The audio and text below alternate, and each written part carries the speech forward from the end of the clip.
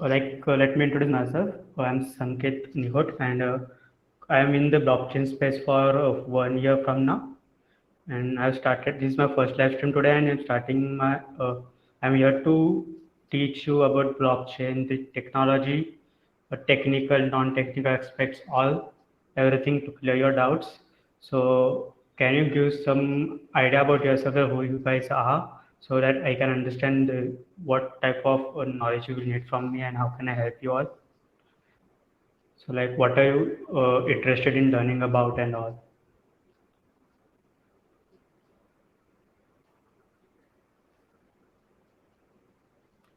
We want to learn about investing in crypto. Yeah, cool. We can learn about investing in crypto also here, and I will be providing you all the knowledge. How can you invest in crypto? Then how you can learn about crypto and get involved in the crypto ecosystem and all. About the Play to Earn programs. Yes, the Play to Earn programs are being greatly promoted now in blockchain space. There are lots of Play to Earn programs. We will be learning about them too. We can learn about them. Uh, like, is there anyone who is interested in technical part or who is a developer and all and who wants to learn here?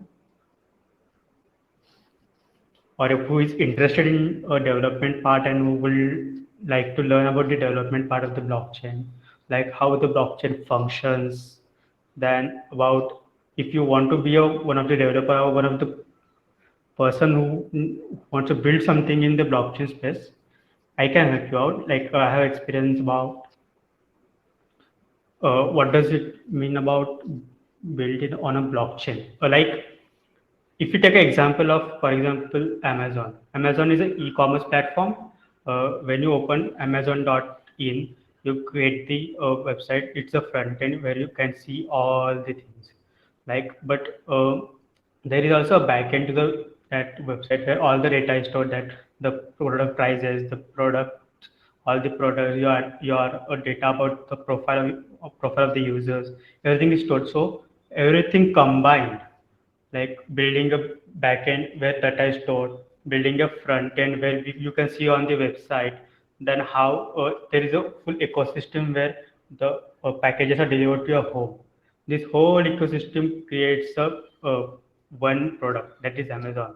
So in that way, blockchain has also their own products.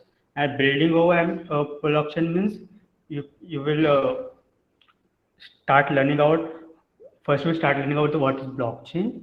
Then when you understand what is a blockchain, then you will start about learning how we can build, like if you want to build Amazon on blockchain, then how can you build it.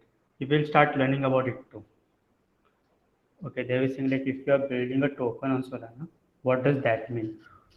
Building a token on Solana is just like creating your own currency. Like, what does a token mean? A token is a fungible asset. We can say that India's fungible asset like is a Indian rupee, which is issued by RBI, which is a central government body. RBI, RBI will introduce the Indian rupee. Then it is distributed all over the India, and people use it to buy and sell their items, like buying some items on shop or online also. In the same way, creating a token on Solana is it is like the token will belong to that Solana blockchain or the product on which that the token is built on, and you can use that token to buy or sell the products which are built on that Solana blockchain or the product which is built on Solana. We will be showing it live how to build a blockchain. Yeah, we can do it too. We will, we will not start directly building blockchain from today. Like I will give a brief introduction about what is blockchain today. Then we can schedule the streams for tomorrow, day after tomorrow, every day, and we will start building on blockchain day by day, day by day. We can create a series from starting from 0 to 1, where we'll be creating our own products. Like we can in chat only we can discuss each other, and we can come on an idea. We can start building products on the live stream itself, which will be built on our live stream only, where you can start building from ideation, creating the product from ideation phase to making it live. Yeah.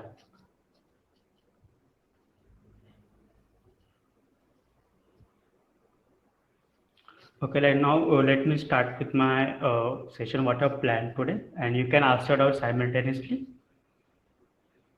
I will be sharing my screen now.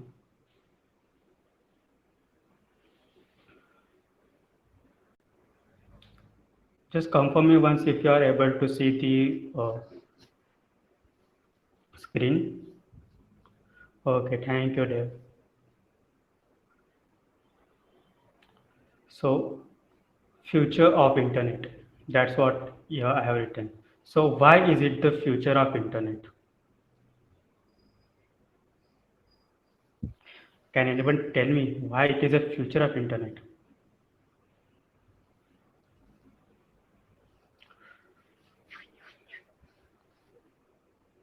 Yeah, it's a new technology and it's now getting developed and all the people are looking forward to it. So that's why we can say it is a future of internet. Okay, now I will be telling you why is it the future of internet in these sessions.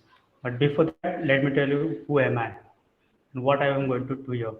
So like already I told, my name is Sanket Nikot and I am currently the co-founder of Game Geeks. Like, uh, first of all, I will tell you what I have done till now, like my work experience and all to you. Like a year ago, I started learning about the blockchain and all. Then I attended the Tezos Inter Fellowship. As you can see here, I attended the Tezos Inter Fellowship. In that fellowship, like I have created my own product that is Game Geeks, where I created from ideation, then creating its front end, back end, the whole product, and then I have presented it to the members of the Tezos ecosystem. Like Tezos is a blockchain, like just how Ethereum, Solana, Polygon, they are the blockchains. That Tezos is also a blockchain which I have choose to build on it. Like you will be learning more about it ahead. Then I built the product, and the product was called as Game Geeks. The Game Geeks is a decentralized gaming platform built on Tezos blockchain. Like what our idea was like, it is a platform like Play Store. You can think of gaming Play Store on the blockchain. Like it will host all the games. Then users can get into the platform, play games, earn tokens, earn prizes, and they can get NFTs and all there. So that's what I'm building now. Other than that, I am working with the company called as Lots of the Land, and there I'm working as a blockchain developer. Then what Lots of Land is creating a metaverse. It's creating a metaverse, and which will be like a futuristic medieval and era ruled by a billionaires of the world called as lots. Like there will be lots and all. Like the product will be live soon. So now this was my introduction on what my work profile looks like. I have done this everything in just 1 year. Like I was also a beginner at 1 year before. Then I learned. Then I got the fellowship. I created my own projects. I also working with other people as a blockchain developer. So now let's start with our today's session. Blockchain Web 3. Why is it the future? Yes, as we said that it's a new technology. So before going to know that why is it a new technology and why people are moving towards it, we have to see the history of it. Web 3. So before Web 3, there might be Web 1, Web 2. So what was Web 1? So Web 1 was like around 1989, the internet boom started.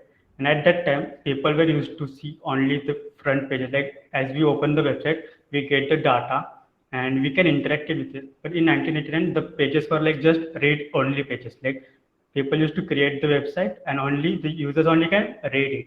So it was only one way communication from the website to the users. So users only will visit the website and read it. It was like a blogs website nowadays that we can only go read the blog and that's it. After that, around 2005, 2006, the Web 2 phase started. And what was Web 2 phase? It started a two-way communication between the internet and the user. Like user like started uploading, like we can take example of Instagram, Facebook, that user started uploading images, Then they started like creating own websites. Then user can interact with the website and website also interact with the user. This was the phase of web 2. Now the phase of web 3 has started. And what does web 3 mean? Now what is it giving you other than web 1 and web 2? Now if you see what is web 3 giving you, there are three parts: decentralization, scalability, and security. Web3 is an idea for a new iteration of the World Wide Web based on a blockchain technology, which incorporates concept of decentralization and token-based economics. What is token-based economics? I I just not told you that the token-based economics is like on the product you have your own currency. Like when you go to a website, you will get your currency. For giving an example, there are a lot of products now in the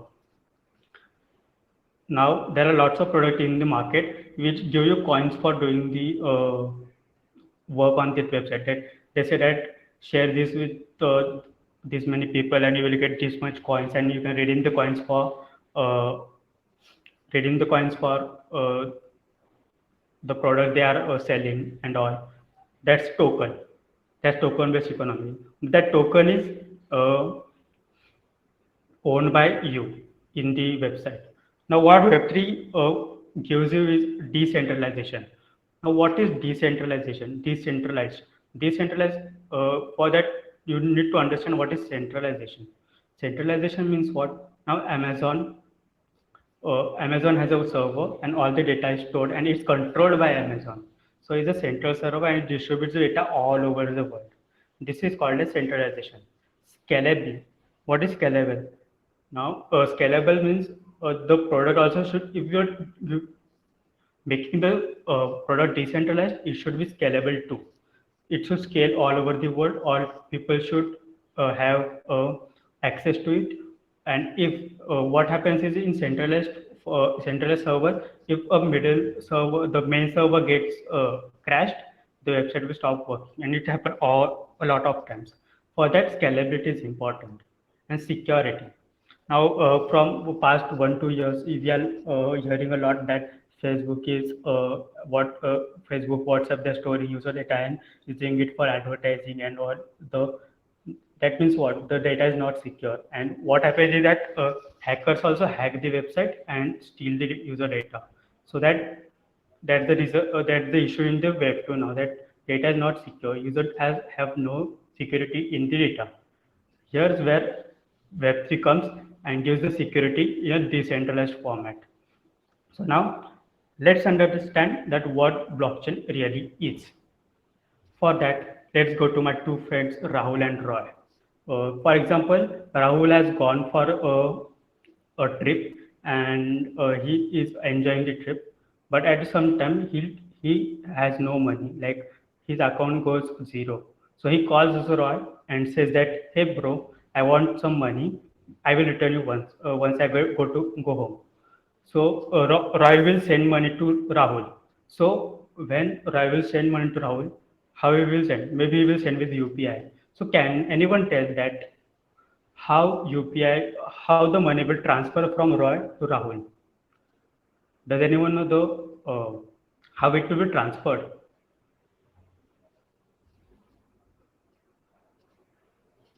Yes, bank to bank. Uh, Anyone else? Through payment gateways. One great point out you pointed out here, through payment gateways.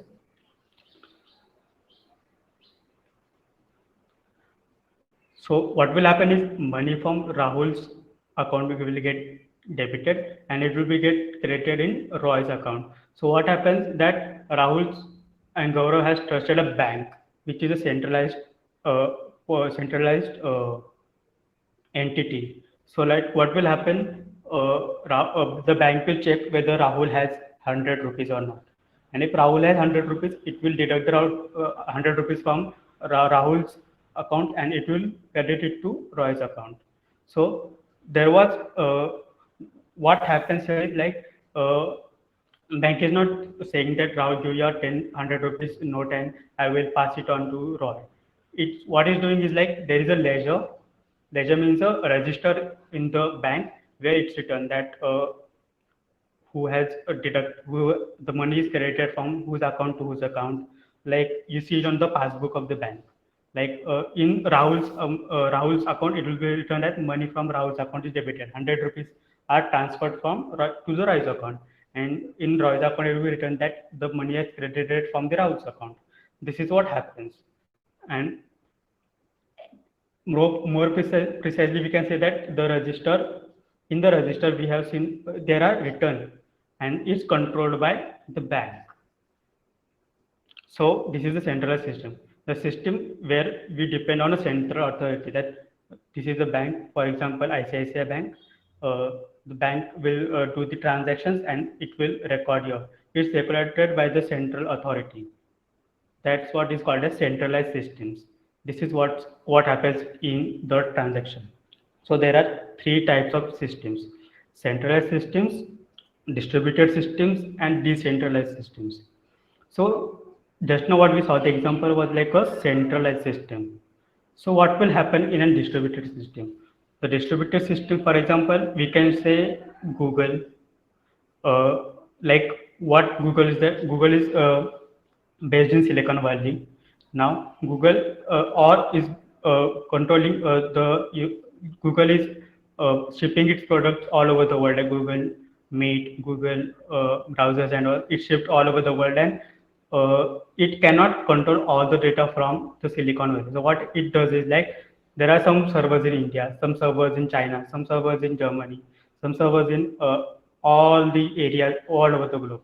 So the central server is connected to the the other server. Like the central server is connected to these all other servers, and these all other servers then are connected to the users. So this they are distributing the power to other servers. This is what is called as distributed servers. And what here comes then the decentralization part. What happens in decentralization part that each and every server is connected to each other. Like in there are 10 servers, they will be connected to each other, and the data will be transferred from each other in that connected server. That like the server. So what will happen in distributed server if the central server goes crashed, then all other devices will be not working. So if the nodes, the subnodes of the decentralized server, these computers, or if they crash, there will be no issue. Like all three will be working. But if the main server crashes, all servers get off. So there is so all the website will be down and you will not be able to work. So there is single point of failure in this. And in decentralized server, all the connected to each other. So each and server has accurately the same data at accurately given time. That's why it's called a decentralized. So any server will crash here. Other if the 10 out of one server will crash here, other 9 are there to serve the data. So in decentralized system, what happens is like there is no failure possibility of failure here. Okay, so I am here to take some doubts if you have. If you have any doubts, you can say that what doubts you have, or you can say all clear. We can go ahead.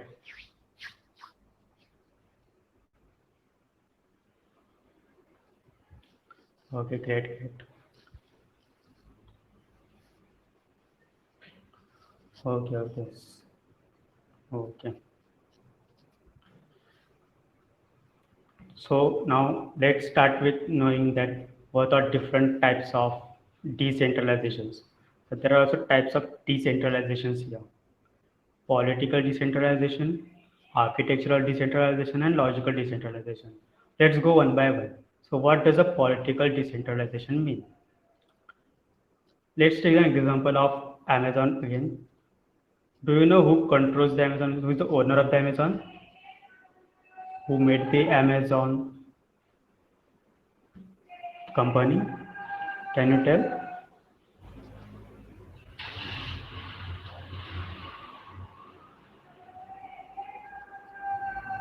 Yes, Jeff Bezos.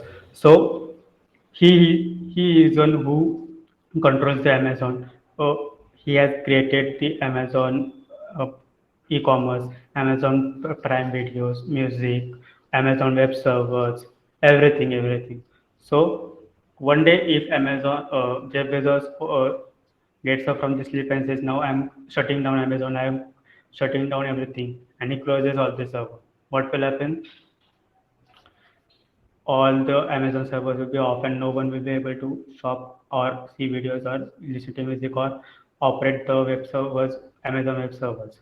So that there is one political hierarchy in each company. Like Amazon, Jeff Bezos is the owner of Amazon, and he can control it. So if what that is a political centralization, that he is central authority and he controls it. In political decentralization, that means there is no central authority. If this is if these are the distributor servers, everyone has equal rights, equal power, and they can control all. If this server said I will stop today, there are 9 all servers that they are going to uh, work on it. So this is called as political decentralization.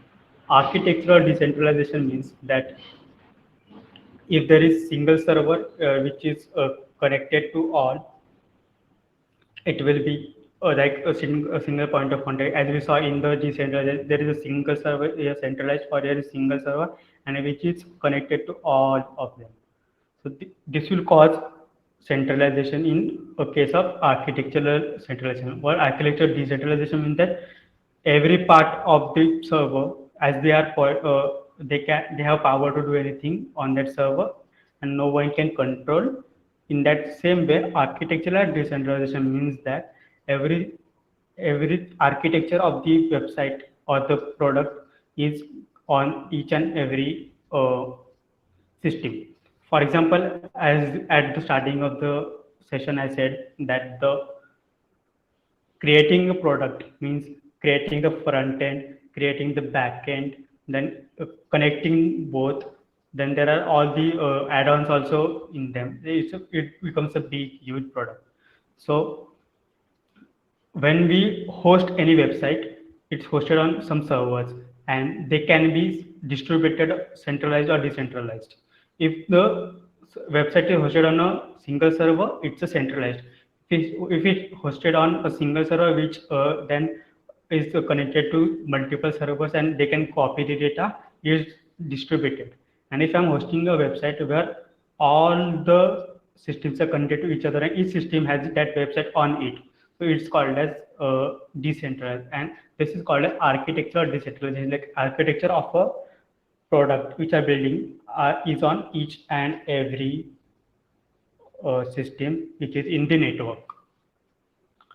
What does logical decentralization mean?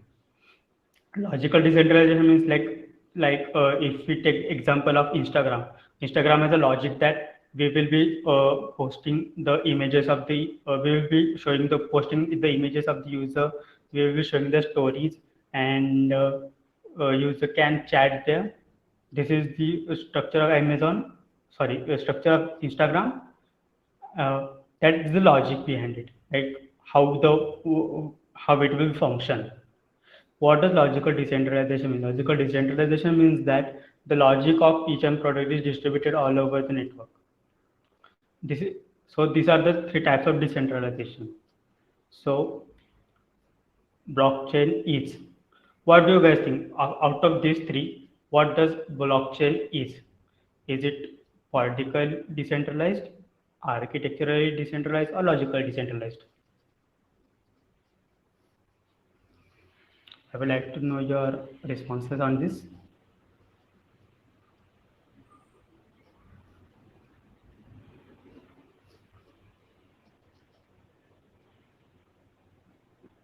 Okay, Gunanjan is saying as all.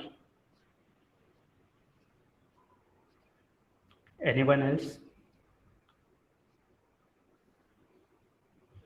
Okay, let's now see that blockchains are politically decentralized. Yes, one of them is correct. No one controls them. They are architecturally decentralized. No infrastructural central point of failure. but they are logically centralized. So like they are politically decentralized, architecture decentralized, but they are logically centralized. Why? There is one commonly agreed state of system behaves like a single computer. So all of them have decided that we will do this law. Like for example, Bitcoin is a blockchain and they are decentralized. They are decentralized because you can go on internet and take all the nodes, all the blockchain data and keep it on your computer. That it's allowed. But you can't go to Amazon and say, "Hey, give your data to me." They will not give. But if you go to blockchain, you will get all the data on internet, and you can also keep it, store it on your web, on your system. So that's why it's decentralized. Political decentralized because no one controls it. Single truth. Yeah, it's a single truth. Like architecture decentralized because every system can have it. Like I can have it on my laptop. You can have it on your laptop. So it's a architecture decentralized, but the logic is same. That Bitcoin works on one logic that you can transfer Bitcoin from me to you, you to your friends, anyone. So the logic they are working on is same. If the logic is same, then the system will have a proper product and they can sell it. So that's why we can say that it's a single source of truth. Next, so any questions you have till now? This is what blockchain means, and I think you have nearly understood that what I wanted to convey and how blockchain works actually, how Bitcoin works, how Ethereum works, how Solana works, how Tezos work.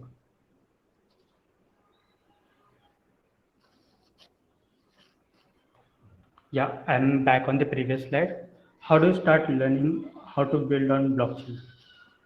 When I started, like I started self-learning first. Like I started to read the blogs, read the watch the YouTube videos, and start try to understand what actually blockchain is. Then I connected with some of my mentors, and they helped me uh, and after that I joined one boot camp too, where I was taught that how to build on it, like the development part I was taught there. And after that then I got the fellowship, and this is the journey of 3 to 4 months of starting me of blockchain 1 year ago. Okay, Karina, so do you have any doubts or it's clear to you now? And any doubts you have, you can ask here, guys.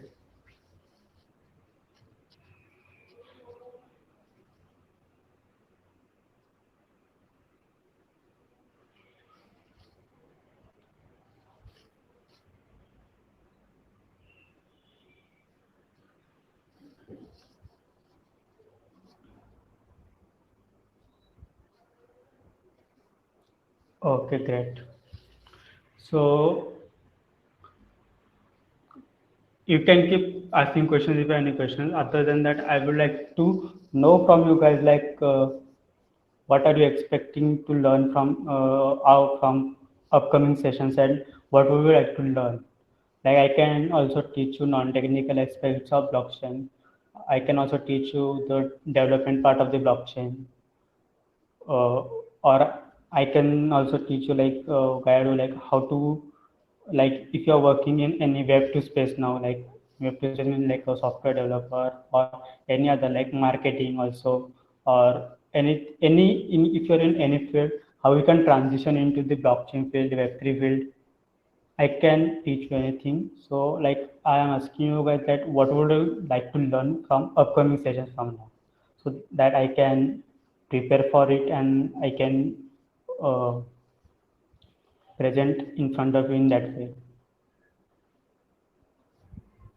You can tell me. I'm noting down it here. You can tell me so I can start to schedule in that way.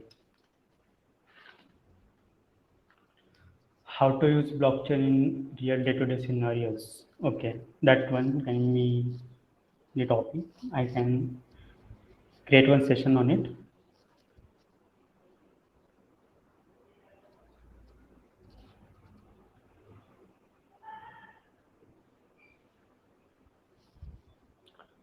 Anything you would like to like learn from me here?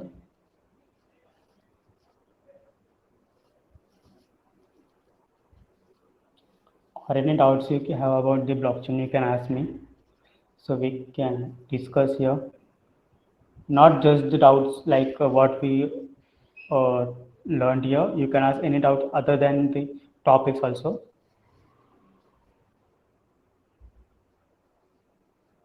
How blockchain will change Web3? Like I can say that blockchain is Web3, but if you're asking the question that how will blockchain change the Web 2 or web technologies right now they are there in that sense, then I can say that uh, blockchain can provide you more security. It gives the power to people to create their own products, launch. Then like if what the problem is like most of the people currently they are like investing in some of the coins and they're saying yes we are in blockchain space now. No, it's not like that, I think so. Like if you what we learn from now, if we take a case study now, for example, which is the platform you use for buying the coins, if I ask you what will be your answers? If you hold any Bitcoin, Ethereum coins now, which are the platforms you use? Zepay, okay. Anyone else?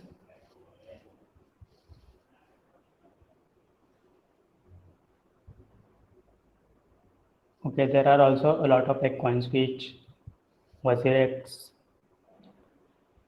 CoinDecex. So if you look at these platforms, what we have learned from today, can you tell are they centralized or decentralized? As we have learned that blockchain is decentralized and you are taking coins from these websites. So what do you think? They are centralized or decentralized? Yeah, correct. They are centralized platforms because what happens is like when you buy the Bitcoin or Ethereum, what decentralized means is like whenever I'm buying the coins, it should come to me. Like it should be in my laptop, it should be in my PC. It shouldn't be in the it shouldn't be on the website of any third party like Zepay or WazirX and all. If they are controlling, it's with them and they have the power to sell it anytime. So they are centralized platforms. But I think that most of the people have not yet transitioned to the Web3 part. Like there are lots of websites, lots of platforms which are providing Web3 based applications. They are called as decentralized applications or dApps. These dApps are built on various blockchains like Ethereum, uh, Solana, Polygon, Tezos, Polkadot, etc. So they are built on these platforms. So like the websites and the products are hosted on blockchain that you can see. That means that you can see go now also and check the data of them and you will get each and every data they provide. And they also are giving you the liberty to take the products when you want and sell them. The tokens you buy, they are stored in your PC. There are wallets of your own which are in your PC and they are stored there. This is what happens. And that is real decentralization, that you have the ownership of your own assets. It's in your computer and you can buy, sell anytime you want. So, like we are still in the phase of transition. We are not transitioned, but when we will change to Web3, the world will be quite big. That there will be no regulations and all. Like what happens? Like if government wants to ban any website now, they can go and ban now. But in the blockchain space, there is no such restrictions. Like you control what you want, you control what you don't want. That's the freedom which Web3 gives. And this is what we are transitioning from Web 1 to Web 2 to Web 3 now. Any more questions you have?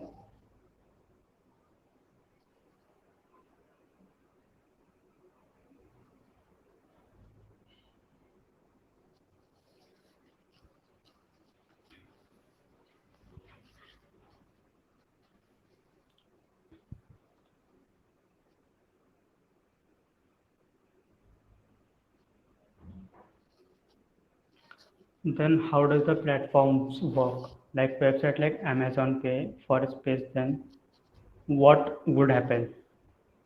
What I think is like the Web 2 world and the Web 3 world are going to coexist. This is not happening that completely the Web 2 will be over and Web 3 is going to evolve only. What will happen is they will coexist. There will be some websites which will be on Web 2 and they will be running, and also Web 3 will be growing slowly and steadily. It's not happening that all the Web 2 world is going to end. They will coexist, and maybe some of them will be transformed. Like Meta is transforming now. Facebook is turning Meta and is starting to come into blockchain world. Most of the companies will come, most of the companies stay, but they will coexist, and it's upon the users what they choose. They would, it's on the users what they will want. Maybe we will see some competitor of Amazon in Web3 world also, but the users will choose that if they want, they trust Amazon or they trust Web3. That will be up to users, and they will be coexisting at the single point. That's what I think. I hope I'm clear.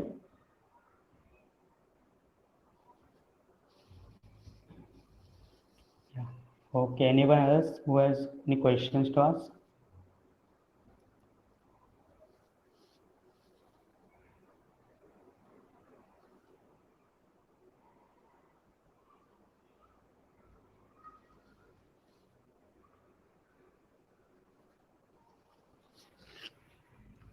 I think there are no questions right now. Uh, so let's connect. If you want to connect, these are my social handles. You can connect to me here. Just drop me a message that hi Sanket, I am this and I attend your workshop this or this. If you want some improvements, you can give me your, we can connect and we can talk. You can give your honest opinions about my sessions, and then I will improve it. I will try to provide as much as value as I can. Mm, that's it, and thank you for your time. Hope everything was clear. I'm here for some few minutes. You can ask any doubts to me, or else you can tell me that what else you want to learn from me.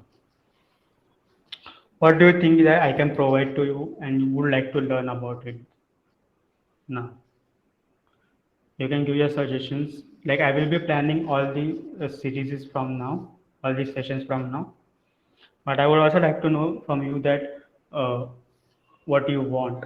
Like if I will understand that what you want, then it will be better than I will start teaching you about the same thing. Then like telling you about the things that about them.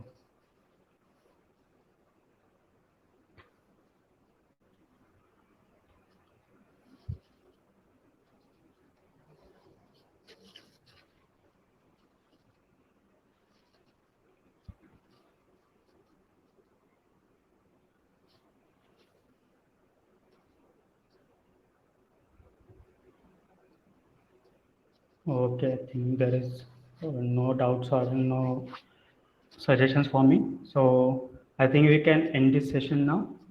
Thank you everyone for joining. Just let me know if you want anything in these sessions. And other than that, let's connect some other day, today or tomorrow, day after tomorrow, and start with new things. What we what we would like to learn. Thank you, Supriya. Would like to learn about building a product on blockchain. Yes, yes, yes, sure, sure. I will plan everything. Then we can start learning day by day, day by day, day by day, from zero to a complete product. Thank you, everyone.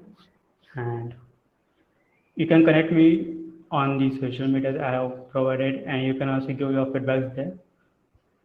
Thank you so much.